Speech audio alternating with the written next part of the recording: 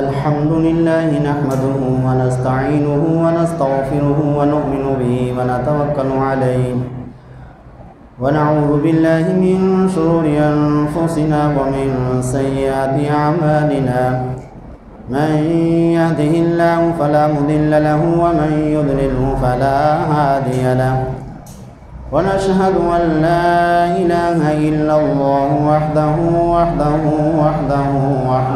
لا شريك له وأشهد أن محمدا عبده ورسوله أما بعد فأعوذ بالله من الشيطان الرجيم بسم الله الرحمن الرحيم فصل لربك وانحر عن ابن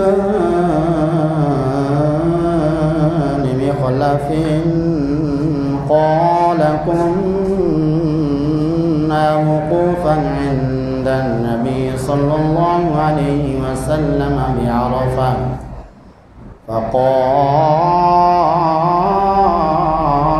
يا أيها الناس إن على كل أهل بيت في كل عام أضحية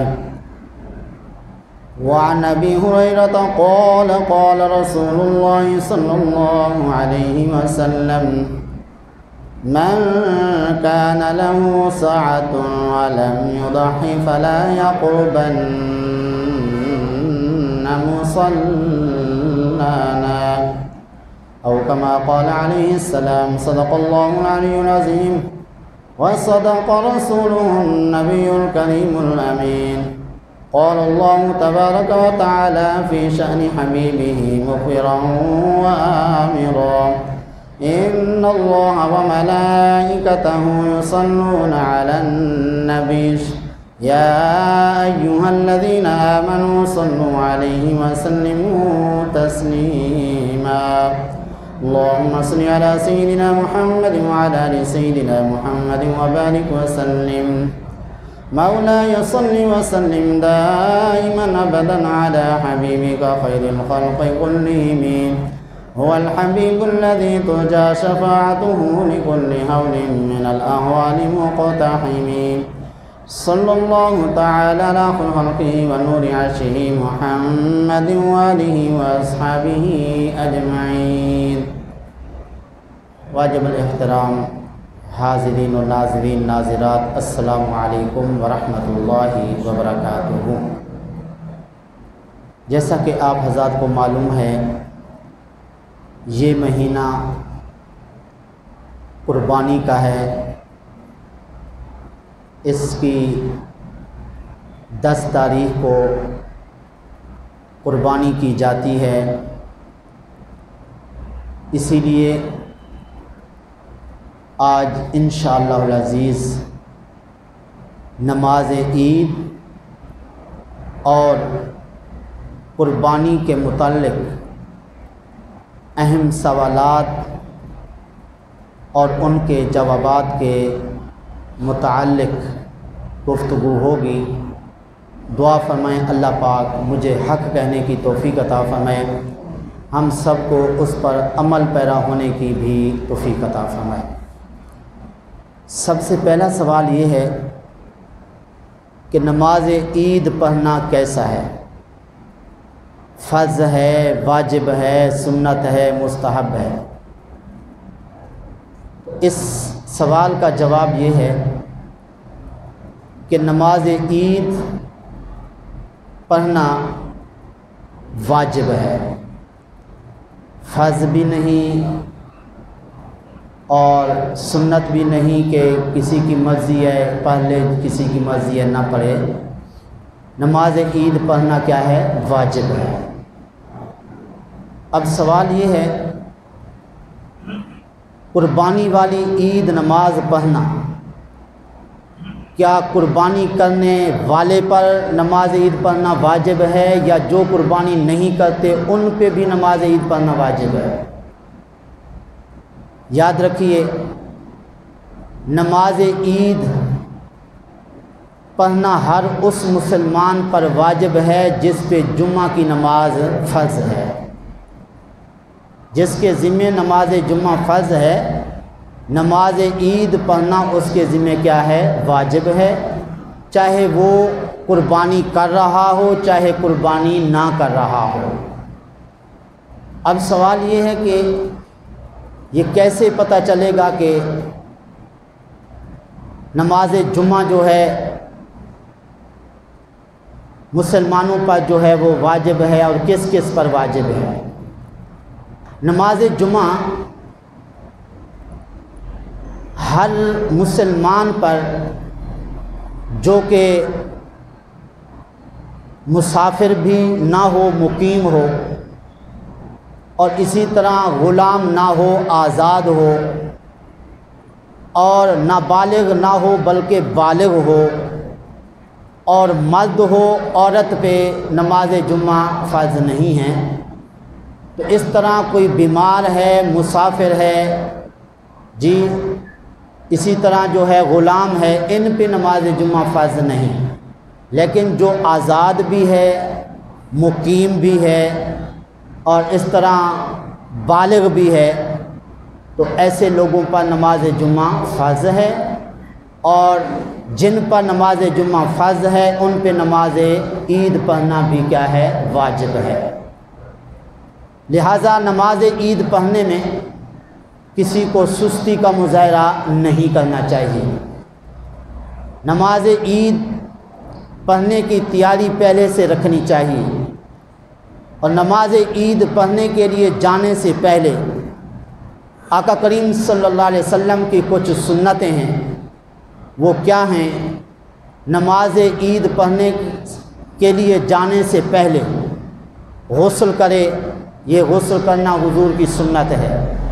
غسل کرنے کے بعد اگر نئے کپڑے ہیں تو نئے کپڑے پہننا آقا کریم صلی اللہ علیہ وسلم کی سنت ہے۔ اگر نئے کپڑے نہیں ہیں، پرانے ہیں، وہ صاف ستھرے پہلے سے کر کے رکھے تھے، دھو کے رکھے تھے، وہ پرانے کپڑے صاف ستھرے پہن کر نماز عید کے لیے جانا، یہ بھی ہمارے آقا کریم صلی اللہ علیہ وسلم کی سنت ہے۔ تو دیکھیے، غریبوں امیروں سب کے لیے حضور نے سنت چھوڑی ہے۔ اگر کوئی امیر ہے نئے کپڑے بنا سکتا ہے، وہ نئے کپڑے پہن کے جائے۔ اگر کوئی غریب ہے اور نئے کپڑے نہیں بنا سکتا ہے تو وہ پرانے کپڑے صاف ستھرے کر کے وہ پہن کے جائے، تو اس طرح اس کے لیے بھی سنت کا ثواب ہے۔ آقا کریم صلی اللہ علیہ وسلم نے ایک سوٹ اسپیشل رکھا ہوا تھا جو نماز عید کے موقع پر آپ پہنا کرتے تھے۔ تو مطلب یہ ہوا کہ چاہے پہلے سے پہنا ہوا ہو چاہے پہلے سے نہ پہنا ہوا ہو، جو بھی سوٹ اور کپڑا میسر ہو سکتا ہے وہ پہن کے نماز عید پڑھنے کے لیے جانا کیا ہے؟ سنت ہے۔ غسل اور کپڑے پہننے کے بعد خوشبو لگانا آقا کریم صلی اللہ علیہ وسلم کی سنت ہے۔ آنکھوں میں سرما لگانا جو ہے یہ بھی آقا کریم صلی اللہ علیہ وسلم کی سنت ہے۔ اور اسی طرح جو ہے انگوٹھی سونے کی نہیں، چاندی کی انگوٹھی جو 4.5 ماشے سے کم وزن کی ہو، یہ بھی پہن کے نماز عید کے لیے جانا آقا کریم صلی اللہ علیہ وسلم کی سنت ہے۔ اور عید قربانی کے لیے جب جائیں کچھ نہ کھا پی کے جانا، یہ ہمارے آقا کریم صلی اللہ علیہ وسلم کی سنت ہے کہ نماز عید جو قربانی کی حضور پڑھنے جاتے تھے پہلے کچھ کھا پی کے نہیں جاتے تھے، نماز عید پڑھنے کے بعد بھی آقا کریم صلی اللہ علیہ وسلم قربانی کے گوشت سے کھانے کی ابتدا فرماتے تھے، جس سے معلوم ہوا جو حضرات قربانی کر رہے ہیں ان کو عید والے دن صبح سے کچھ نہیں کھانا پینا چاہیے۔ نماز عید پڑھنے کے بعد بھی کوشش کریں کہ قربانی کے گوشت سے ہی ابتدا کریں، اور جو قربانی نہیں کر رہے ان کے لیے جو قربانی کرنے والے حضرات ہیں وہ کوشش کریں کہ قربانی کا گوشت تیار کر کے جتنا جلدی ہو سکے نماز عید پڑھنے کے بعد گوشت قربانی کا تیار کر کے اپنے ہمسایوں میں، اپنے عزیزوں میں جو قربانی نہیں کر رہے ان تک پہنچائیں، تاکہ وہ ابتدا قربانی کے گوشت سے کر کے آقا کریم صلی اللہ علیہ وسلم کی سنت کا ثواب حاصل کر سکیں۔ باقی یہ جو کہا جاتا ہے کہ قربانی والے دن ہمیں روزہ ہے، تو یہ روزہ کہنا درست نہیں ہے۔ میں پہلے شاید عرض کر چکا ہوں کہ یہ جو عید کے دن ہوتے ہیں یہ کھانے پینے کے دن ہیں، لہٰذا ان کو روزے کا نام نہیں دینا چاہیے۔ البتہ یہ کہہ سکتے ہیں کہ جی نماز عید پڑھنے کے بعد قربانی کے گوشت سے ابتدا کرنا یہ ہمارے آقا کریم صلی اللہ علیہ وسلم کی سنت ہے، اس لیے ہم نے صبح سے اب تک کچھ کھایا پیا نہیں ہے۔ حضور کی سنت ادا کرنے کے لیے ہم نے یہ کوشش کی ہے کہ کچھ نہ کھائے پئیں، باقی یہ روزہ جو ہے اس کو نہیں کہہ سکتے۔ چلیں جی، یہ پتہ چل گیا کہ نماز عید جو ہے یہ پڑھنا ہر اس مسلمان پر واجب ہے جس پہ نماز جمعہ فرض ہے، ٹھیک ہے؟ تو عورت پر جمعہ فرض نہیں ہے، اس لیے نماز عید بھی عورت پر پڑھنا واجب نہیں ہے۔ اگر جن پر نماز عید واجب نہیں ہے پڑھنا چاہیں تو پڑھ بھی سکتے ہیں۔ مسافر ہے جی، اس پہ نماز عید واجب نہیں، لیکن پڑھنا چاہے تو پڑھ سکتا ہے۔ اسی طرح نماز عید پڑھنے کے لیے اگر انتظامات کہیں پہ ہیں تو وہاں پہ پردے کی صورت میں خواتین اگر نماز عید پڑھنے کے لیے جانا چاہیں تو نماز عید جا کے پڑھ سکتی ہیں، لیکن شرط یہ ہے کہ پردے کا اہتمام ضرور کریں، کیونکہ پردہ کرنا فرض ہے اور نماز عید کے لیے جانا عورتوں کا کیا ہے؟ مستحب ہے، ٹھیک ہے؟ تو اس طرح مستحب کو ادا کرنے کے لیے فرض نہیں چھوڑا جا سکتا۔ جی، عورتیں اگر نماز عید علیحدہ پڑھتی ہیں تو ان کی امامت کون کروائے گا؟ نماز عید چونکہ واجب ان پہ ہے نہیں تو ان کی جماعت بھی نہیں ہوگی، یعنی عورتوں کی جماعت نہیں کروائے گی۔ تو اگر پڑھنا چاہتی ہیں تو ایسی جگہ ڈھونڈ لیں جہاں پہ نماز عید عورتوں کے پڑھے جانے کا انتظام موجود ہے، تو وہاں پہ جا کے پڑھ لیں۔ اور اس طرح جو ہے چونکہ نماز عید جماعت کی صورت میں عورتوں کا پڑھنا ثابت نہیں ہے، البتہ جو نماز پنجگانہ ہے اس کی جماعت کروانا ثابت ہے۔ حضرت عائشہ رضی اللہ عنہا نے خود جماعت کروائی، اسی طرح آقا کریم صلی اللہ علیہ وسلم کی اور ایک زوجہ محترمہ ہیں انہوں نے بھی جماعت کروائی۔ تو نماز تراویح کے لیے جماعت ہو سکتی ہے، فرض نماز کے لیے جماعت ہو سکتی ہے چونکہ اس کا ثبوت موجود ہے، لیکن نماز عید کے لیے چونکہ جماعت نہیں کرائی گئی عورتوں کے لیے اور خصوصاً عورت نے جماعت کروائی ہو، تو اس لیے نماز عید کے لیے عورت کا جماعت کروانا درست نہیں ہوگا۔ تو بہرحال نماز عید پڑھنا کس کس پر واجب ہے؟ جس پہ جمعہ فرض ہے، ٹھیک ہے؟ اچھا، اب نماز عید پڑھنے کے بعد جو قربانی ہے، نماز عید پڑھنے کے بعد جو قربانی ہے، یہ قربانی کیا کرنا فرض ہے، واجب ہے، سنت ہے، کیا ہے؟ اس بارے میں اللہ تعالیٰ نے چونکہ خود ارشاد فرمایا وَانْحَرْ، محبوب آپ قربانی کیجیے، لیکن کب کیجیے؟ نماز عید پڑھنے کے بعد۔ اب یہ نماز عید پڑھنے کے بعد جو قربانی کرنا واجب ہے، جی یہ کس کس پہ واجب ہے؟ سوال ہے کس کس پہ واجب ہے؟ یاد رکھیے زکوٰۃ دینا کیا ہے؟ فرض ہے، لیکن کس پہ؟ صاحب نصاب پر، کہ جس کے پاس 52.5 تولے چاندی یا اس کی قیمت ہو یا 7.5 تولے سونا یا اس کی قیمت ہو۔ لیکن قربانی کرنے کے لیے زکوٰۃ والی شرائط نہیں ہے۔ زکوٰۃ کے لیے 52.5 تولے چاندی یا اس کی قیمت اس کے پاس ہو اور سال بھی گزر گیا ہو تو اس پہ کیا ہے؟ زکوٰۃ فرض ہے۔ لیکن قربانی کے لیے ایسا نہیں ہے، بلکہ فقہاء کرام نے فرمایا کہ جو آدمی صدقہ فطر دے سکتا ہے اس پہ قربانی واجب ہے۔ اب جو صدقہ فطر دے سکتا ہے، کون دے سکتا ہے؟ شریعت نے اس کی کیا وضاحت کی ہے؟ شریعت نے وضاحت کی ایک آدمی کے پاس رہائش کے لیے گھر ہے، رہائش کے گھر کے علاوہ اس کے پاس اگر گھر علیحدہ سے موجود ہے چاہے اس نے کرائے پہ دیا ہوا ہے یا ویسے اس کے پاس ہے رکھا ہوا ہے، چاہے وہ بیچنے کے لیے ہے یا ویسے رکھنے کے لیے ہے، یا اس کے علاوہ کاشتکاری کے لیے زمین ہے یا کاشتکاری کے لیے نہیں ہے ویسے رکھی ہوئی ہے، یا کسی کو ٹھیکے پر دی ہوئی ہے، غرض ہے کہ اپنی رہائش کے علاوہ ایک گھر ہے، چاہے وہ الگ ہو یا ایک ہی گھر ہے آدھے میں رہتا ہے آدھا ویسے فارغ پڑا ہوا ہے، تو وہ جو آدھا گھر فارغ پڑا ہوا ہے اس کو بھی بیچ کر، یا اس کے علاوہ کوئی پلاٹ ہیں زمینیں ہیں ان کو بھی بیچ کر اگر 52.5 تولے چاندی کی قیمت بن سکتی ہے، صدقہ فطر تو اس پہ واجب ہے، تو قربانی کی کرنا جو ہے وہ بھی اس پہ واجب ہوگی۔ لہٰذا ہر ایک کو غور کرنا ہوگا کہ گھر جو رہائش کا ہے اس کے علاوہ اس کے پاس کتنے پلاٹ ہیں اور کتنی اس کے پاس زمینیں ہیں، اور اس کے علاوہ گھر کے اندر کچھ چیزیں رکھی ہوتی ہیں جو سال بھر استعمال میں نہیں آتی۔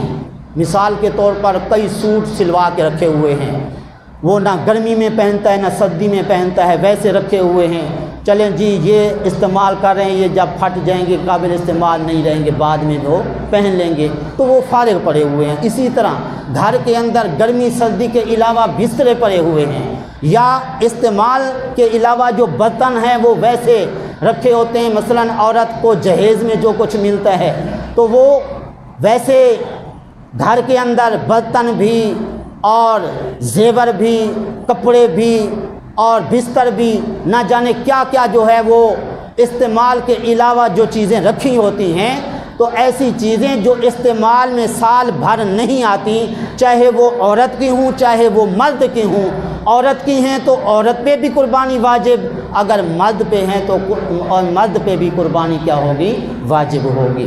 تو یہ بھی پتہ چلا کہ صرف مرد پہ قربانی واجب نہیں ہے، عورت بھی اگر صاحب نصاب ہے تو اس پہ بھی قربانی واجب ہے، ٹھیک ہے؟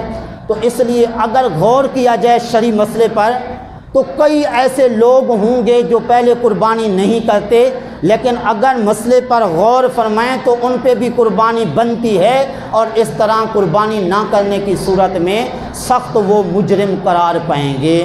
اب وہ کیا جرم ہے، کتنا بڑا جرم ہے؟ آقا کریم صلی اللہ علیہ وسلم کا یہ فرمان ذرا غور سے سن لیجئے۔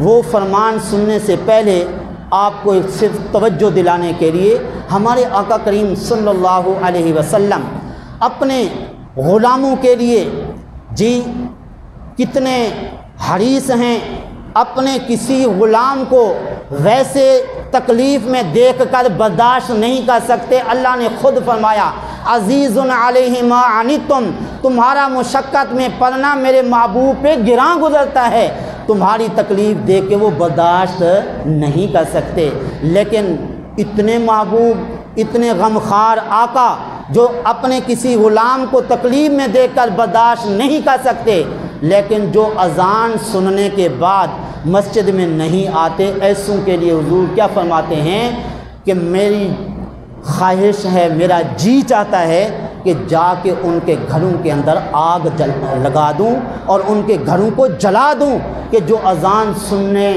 کے بعد مسجد میں نہیں آتے۔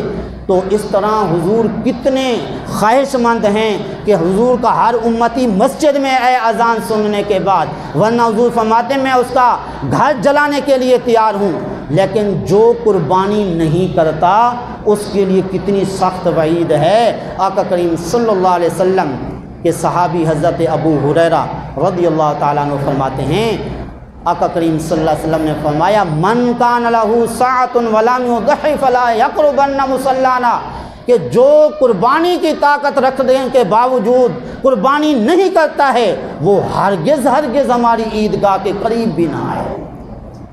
عیدگاہ کے اندر تو آنا کو جا، عیدگاہ کے قریب بھی وہ نہ آئے۔ کتنا بڑا مجرم ہے جس کے لیے حضور اتنی سخت وعید فرما رہے ہیں۔ تو اس لیے قربانی کرنے کے سلسلے میں ہر ایک مسلمان کو تحقیق کرنی چاہیے، اپنے گھر کے اندر ضرورت کے علاوہ اس کے پاس کیا کیا پڑا ہے اس کی قیمت بنا کے کسی عالم سے تحقیق کرے، میرے گھر میں یہ جو کچھ پڑا ہے تو اب آپ بتائیں کہ کیا مجھ پہ قربانی بنتی ہے تو اسے کرنی چاہیے۔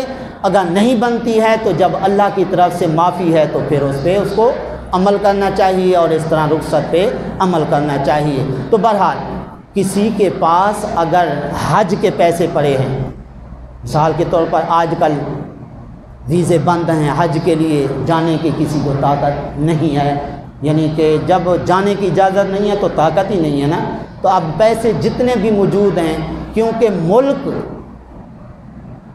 کی جو حکومت ہے اس کی طرف سے جانے کی اجازت نہیں ہے، تو اس طرح سمجھیں کہ اس پہ استطاعت نہیں ہے۔ اب جس نے حج کے لیے پیسے رکھے ہوئے ہیں تو وہ چاہتا ہے میں حج پہ جاؤں گا، اس پہ کیا قربانی ہوگی یا نہیں ہوگی؟ قربانی ہوگی، ٹھیک ہے، کیونکہ وہ صاحب نصاب ہے تو حج کے پیسوں سے بھی وہ قربانی ضرور کرے گا، ٹھیک ہے۔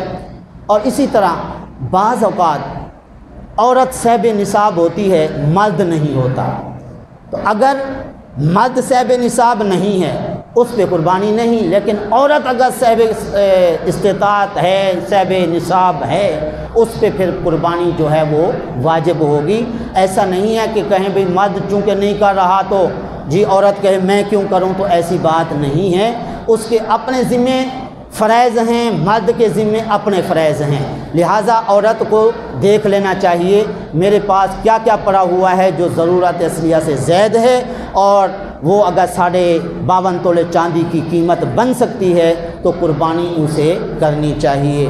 اور بعض اوقات ایسا بھی ہوتا ہے گھر کے اندر ٹی وی پڑا ہوتا ہے، تو بعض اوقات نہیں، آج کل تو ہر گھر میں ٹی وی ہے نا، اس کے بغیر تو چارہ ہی نہیں ہے، ٹھیک ہے، ہر بندہ یہی سمجھتا ہے، لیکن ٹی وی ضرورت اصلیہ سے زائد ہے۔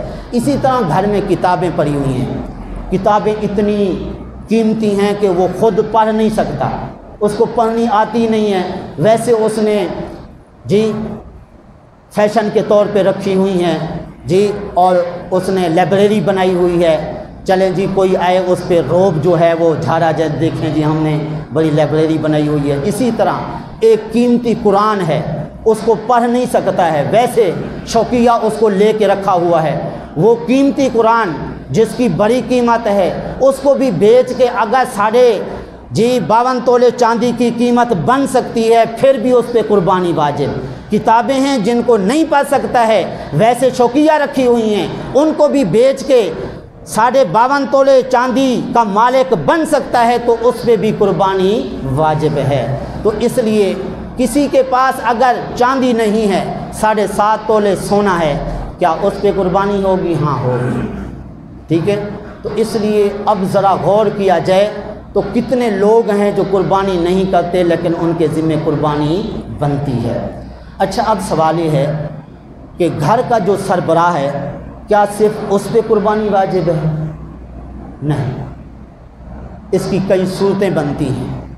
ویسے تو ابن ماجہ شریف میں آقا کریم صلی اللہ علیہ وسلم کا یہ ارشاد پاک موجود ہے، حضرت مخلف بن سلیم رضی اللہ تعالیٰ عنہ فرماتے ہیں کنا قعودا عند النبی صلی اللہ علیہ وسلم بعرفہ، عرفات کے اندر ہم آقا کریم صلی اللہ علیہ وسلم کے پاس بیٹھے ہوئے تھے۔ تو یہ عرفات کا بھی ذکر کیا، اپنے بیٹھنے کا بھی ذکر کیا، جس سے معلوم ہوا کہ حضور کے صحابہ حضور کی ہر سنت کو یاد رکھتے، لوگوں تک پہنچانے کی کوشش کرتے کہ حضور کے پاس ہم بیٹھا کرتے تھے، کہاں پہ بیٹھے، جگہ کا بھی ذکر کیا۔ پھر اس میں کیا ہوا؟ فرمایا قال یا ایھا الناس انا علی کل اہل بیت فی کل عام اضحیہ، کہ اے لوگو ہر گھر والے پر، یعنی گھر والوں میں سے ہر ایک پر قربانی ہے۔ کتنے سال حضور؟ فرمایا ہر سال، ہر سال قربانی ہے، گھر والوں میں سے ہر ایک پر قربانی ہے۔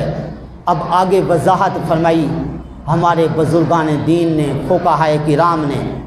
یاد رکھیے، تھوڑی سی میں یہ بھی وضاحت کرتا چلوں، آج کل لوگ سن رہے ہیں، کچھ لوگ کہہ رہے ہیں یہ جی قربانی کوئی واجب شاجب نہیں ہے، اللہ کی رضا کے لیے کوئی کرے نہ کرے اس کا کوئی واجب ہونا ثابت نہیں ہے۔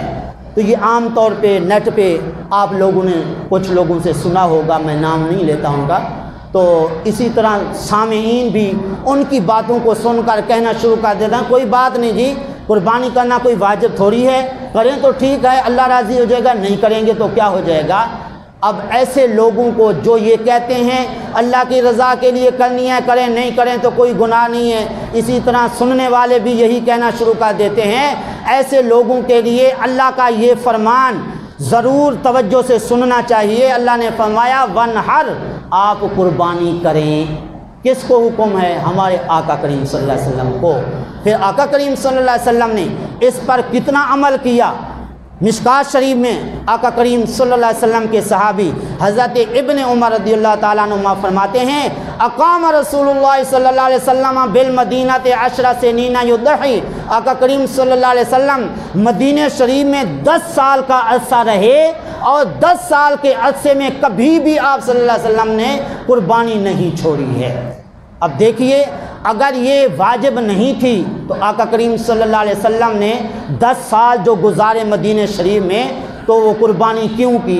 तो हुजूर ने जो कुर्बानी की, इसका मतलब ये हुआ कि ये कुर्बानी वाजिब थी, इसलिए आप सल्लल्लाहु अलैहि वसल्लम ने कुर्बानी की और 10 साल की। और जिसने नहीं करनी थी ताकत के बावजूद, अगर ये वाजिब नहीं थी, आका करीम सल्लल्लाहु अलैहि वसल्लम कभी ये ना फरमाते कि जो कुर्बानी करने के बावजूद, जी ताकत रखने के बावजूद कुर्बानी की, कुर्बानी नहीं करता है तो वो हमारी ईदगाह के करीब हरगिज़ ना आए, तो हुजूर ये ना फरमाते।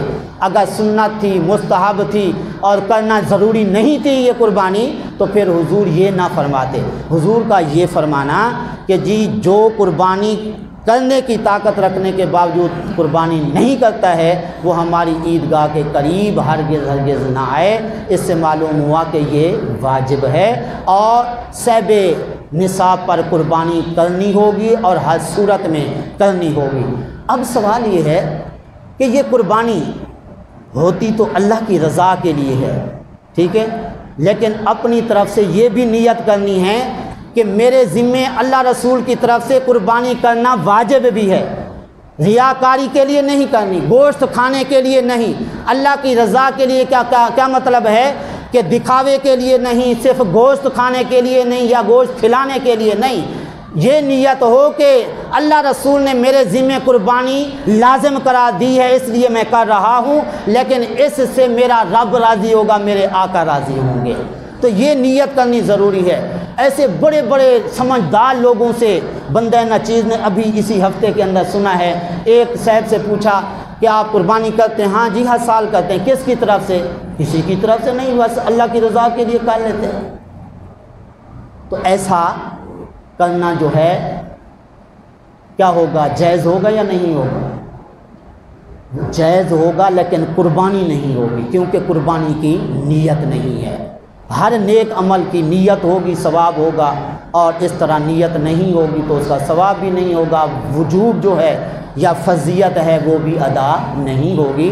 तो इसलिए कुर्बानी की नीयत करना लाजमी है।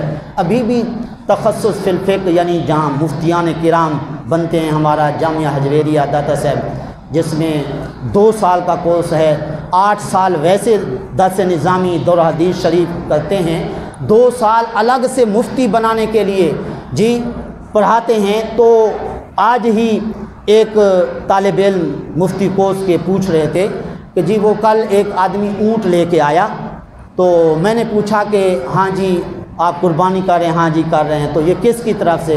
वो कोई किसी की तरफ से नहीं, हम तो हर साल देखते हैं, आप पहले साल पिछले साल भी देखा था, आप भी देख रहे हैं, हम ये ले आते हैं, बकरे भी है, ऊँट भी और गाय भी, ये अल्लाह की रज़ा के लिए कर लेते हैं, हम किसी की तरफ से करते नहीं हैं। तो इस तरह देखिए, कुर्बानी की नीयत नहीं है तो इस तरह चाहे अरब खरब रुपए भी खर्च कर डालें, तो कुर्बानी की नीयत नहीं है तो उनका कोई फ़ायदा नहीं है, क्योंकि आका करीम सल्लल्लाहु अलैहि वसल्लम ने फरमाया कुर्बानी वाले दिन कुर्बानी करना ही अल्लाह ताला को सब अमलों से ज़्यादा प्यारा अमल कुर्बानी करना है। अगर कोई कुर्बानी नहीं करता है तो चाहे जितने जानवर ज़बह कर डाले, कुर्बानी की नीयत नहीं है तो उस सूरत में जी जो अल्लाह ताला को सबसे ज़्यादा महबूब अमल है वो उससे अदा नहीं होगा। जी किसी के 10 अफराद हैं और बड़ा जानवर ले आया, जी उसमें से 7 कुर्बानियाँ होंगी, जी तो वो 7 उसको नॉमिनेट करनी पड़ेगी, ये फलां फलां जी जी जी जी। है, अगर नॉमिनेट नहीं करता तो नहीं होगी, ठीक है। तो 7 हिस्से हैं बड़े जानवर के अंदर। अगर 7 आदमी कर रहे हैं तो इस तरह बाज़ औक़ात घर का सरबराह होता है, वो किसी को बताता ही नहीं है, सारा जानवर जो है वो कुर्बानी के लिए तो ले आता है, चाहे अपनी तरफ से नियत कर लेता है, बाकियों की तरफ से वो नियत कर लेता है, लेकिन अगर उनको बताया नहीं है, उनकी तरफ से इजाज़त नहीं थी, तो उस सूरत में भी उनकी तरफ से की जाने वाली कुर्बानी नहीं होगी।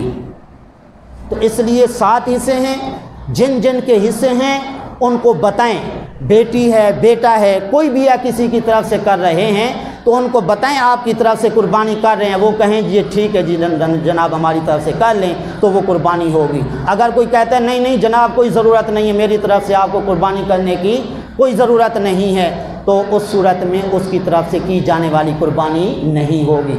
बाज़ औक़ात बीवी गुस्से में होती है ना, जी मोहतरमा आपकी तरफ से भी कुर्बानी कर रहे हैं, नियत आपकी तरफ नहीं नहीं कोई ज़रूरत नहीं है, हम पे एहसान ना करें, उस सूरत में कुर्बानी नहीं होगी। तो इसलिए 7 हिस्से हैं, तो 7 हिस्से जो है वो हर एक की तरफ से नियत होनी चाहिए। अपनी तरफ से करता है तो अपनी तरफ से नियत करे, किसी की तरफ से करना चाहता है तो उसकी तरफ से नियत जो है वो ज़रूरी होगी। इसलिए कि आका करीम सल्लल्लाहु अलैहि वसल्लम ने एक मतबा हुक्म फरमाया कि एक बकरा लाया जाए जिसकी आंखें काली हों, पेट काला हो, पाँव उसके काले हों, वो लाया गया। आप सल्लल्लाहु अलैहि वसल्लम ने छुरी मांगी, हज़रत आयशा फरमाती है मैंने छुरी दी तो आप सल्लल्लाहु अलैहि वसल्लम ने फरमाया इसको तेज़ कर लो, मैंने तेज़ की। आका करीम सल्लल्लाहु अलैहि वसल्लम ने वो छुरी जो है तेज़ कर लेने के बाद उस बकरे को ख़ुद लिटाया और हुजूर ने फिर उसको ख़ुद अपने हाथों से ज़बह किया और उसके बाद फरमाया ऐ अल्लाह ये मोहम्मद सल्लल्लाहु अलैहि वसल्लम की तरफ से कबूल फरमा ले जी, और मोहम्मद की आल की तरफ से ये कबूल फरमा ले, मोहम्मद की उम्मत की तरफ से भी कबूल फरमा ले। देखिए कितने गमखार आका, जिनको कुर्बानी करने की क़यामत तक ताकत नहीं आनी थी, हुजूर ने उनकी तरफ से भी कुर्बानी कर डाली।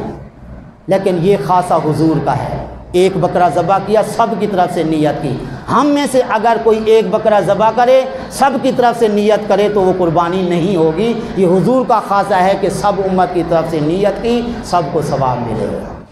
तो बहरहाल अब सवाल ये है, घर का सरबराह जो कुर्बानी कर लेता है एक हिस्सा, बाकी घर वाले जो हैं बेटे बेटियां हैं बीवी है, तो क्या उन सब की तरफ से घर के सरबराह की तरफ से होने वाली कुर्बानी हो जाएगी या घर के सरबराह के अलावा दूसरे जो लोग हैं उनको अलग से कुर्बानी करनी पड़ेगी? उस सूरत में देखना होगा। घर का जो सरबराह है वो साहिब निसाब है, उस पे कुर्बानी, बाकी जो उसके बेटे हैं बेटियां भतीजा जो भी उसकी किफ़ालत में हैं उनको देखा जाएगा कि वो ख़ुद साहिब निसाब हैं या नहीं हैं। अगर नहीं हैं उस सूरत में घर का सरबराह जो एक कुर्बानी करेगा वो कुर्बानी हो जाएगी, सवाब सबको मिलेगा।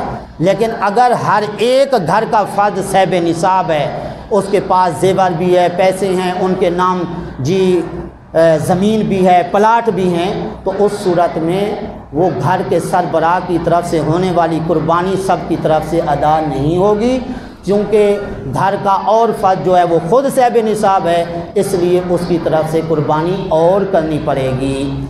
अच्छा जी ठीक है, बाज़ औक़ात अपने माँ बाप को सवाब पहुँचाने के लिए कुर्बानी कर ली जाती है, तो इस सूरत में देखना है कि अगर एक बंदे के अपने ज़िम्मे कुर्बानी है या उसके ज़िम्मे वाजिब नहीं है, वैसे अगर वो कुर्बानी कर लेता है किसी की तरफ से, मरे हुए माँ बाप की तरफ से, आका करीम सल्लल्लाहु अलैहि वसल्लम की तरफ से आपको खुश करने के लिए, क्या ऐसा करना दुरुस्त है? कुर्बानी एक हिस्सा रख के किसी की तरफ से करना, अपनी तरफ से ना करना, क्या ये जायज़ है? कुर्बानी जायज़ हो जाएगी? नहीं। अपनी तरफ से कुर्बानी लाजमी, और अपनी तरफ से करने के बाद अगर कुर्बानी करते हैं तो उस सूरत में वो जायज़ हो जाएगी, चाहे वो उस्ताद की तरफ से करे, पीर मुर्शिद की तरफ से करे, माँ बाप की तरफ से करे। पहले अपना हिस्सा मुकम्मल रखेगा, پھر اگر طاقت ہے تو کوئی اور حصہ بھی کسی کی طرف سے رکھنا چاہے رکھ سکتا ہے۔ اچھا جی، ایک آدمی کا ذوق ہے، شوق ہے کہ اپنی طرف سے تو کر ہی رہا ہے، لیکن ماں کی طرف سے، باپ کی طرف سے، حضور کی طرف سے کرنا چاہتا ہے، لیکن اتنے پیسے نہیں ہیں، تو اب کیا اس کے لیے پورا حصہ رکھنا ضروری ہے، یا چند لوگ مل کے بھی اگر حضور کی طرف سے یا کسی اللہ والے کی طرف سے قربانی کرنا چاہیں کر سکتے ہیں؟ ہاں، ایک حصہ اپنی طرف سے جو کر لیا، اب دوسرا حصہ چاہے 100 آدمی بھی مل کے آقا کریم صلی اللہ علیہ وسلم کی طرف سے کرنا چاہیں تو یہ جائز ہو سکتا ہے۔ سمجھ آ گئی؟ تو اپنی طرف سے پہلے قربانی لازم ہوگی، واجب ہے پھر بھی، واجب نہیں ہے پھر بھی۔ اب سوال یہ ہے کہ قربانی تو کسی اور کی طرف سے کر لی، اب گوشت کا کیا ہوگا؟ جس کی طرف سے قربانی کی وہ گوشت خود استعمال کر سکتے ہیں یا نہیں؟ اس کی دو صورتیں ہیں۔ ایک تو یہ ہے کہ جس کی طرف سے قربانی کر رہے ہیں اس نے وصیت کی تھی کہ میری طرف سے قربانی تم نے کرنی ہے، تو وصیت پر عمل کرتے ہوئے جو قربانی کی جائے گی وہ گوشت امیر نہیں کھا سکتے، وہ گھر والے جو قربانی کر رہے ہیں وہ بھی نہیں کھا سکتے، وہ سارے کا سارا گوشت غریبوں میں تقسیم ہوگا۔ اگر وصیت نہیں ہے، ویسے ایصال ثواب کرنے کے لیے قربانی کر لیتے ہیں، اس صورت میں خود بھی کھا سکتے ہیں، امیر لوگ بھی کھا سکتے ہیں، جہاں پہ بھی اس کو استعمال کرنا چاہیں کر سکتے ہیں۔ اب سوال یہ ہے، قربانی کا جو جانور ہے ذبح اس کو کرتے وقت قربانی کرنے والے کا اس جانور کے پاس ہونا ضروری ہے؟ کوئی ضروری نہیں ہے، لیکن اگر پاس کھڑا ہو جائے تو بڑا ثواب اس کو حاصل ہوگا۔ وہ کیا ثواب ہے؟ حضرت علی رضی اللہ تعالیٰ عنہ فرماتے ہیں، آقا کریم صلی اللہ علیہ وسلم نے حضرت فاطمہ رضی اللہ عنہا سے فرمایا، اے فاطمہ قومی وشہدی اضحیتا، کہ آپ کھڑی ہو جاؤ، اپنی قربانی والے جانور کے پاس جا کے حاضر ہو جاؤ۔ کیوں؟ فَإِنَّ لَكِ بِأَوَّلِ قَطْرَةٍ تَقْطُرُ مِن دَمِهَا مَغْفِرَةً لِكُلِّ ذَنب۔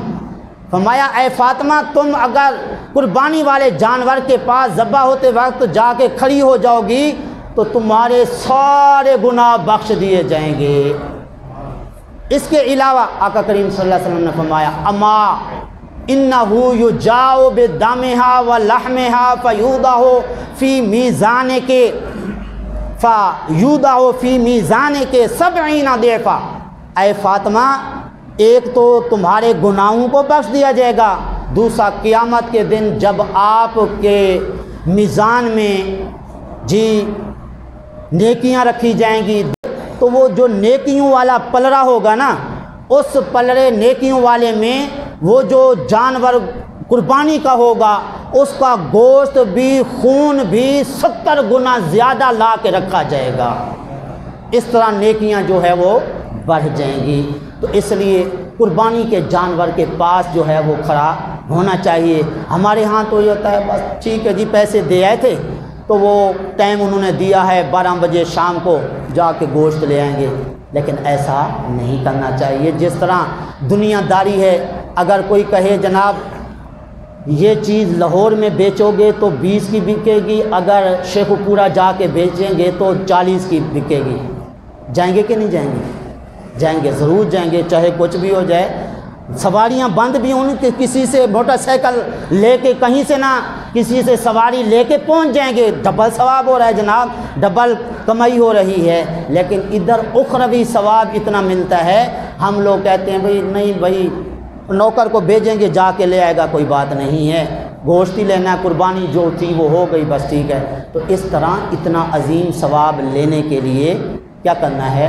جانا ہے، اپنی قربانی کے جانور کو دیکھیں کون سا جانور ہے، کیونکہ قیامت کے دن اس نے سواری بن کے آنا ہے نا، تو سواری کا پتہ بھی تو ہونا چاہیے کہ کیسی ہے، موٹی ہے، پتلی ہے، کیسی ہے۔ تو اس طرح صرف گوشت تو مقصد نہیں ہے، اصل تو مقصد اللہ کی رضا ہے۔ تو اس لیے اپنی قربانی کا جانور دیکھنا بھی چاہیے، ذبح ہوتے وقت وہاں پہ جانا بھی چاہیے۔ دعا ہے اللہ تعالیٰ کی پاک بارگاہ میں جو کچھ کہا صحیح سے عمل کی۔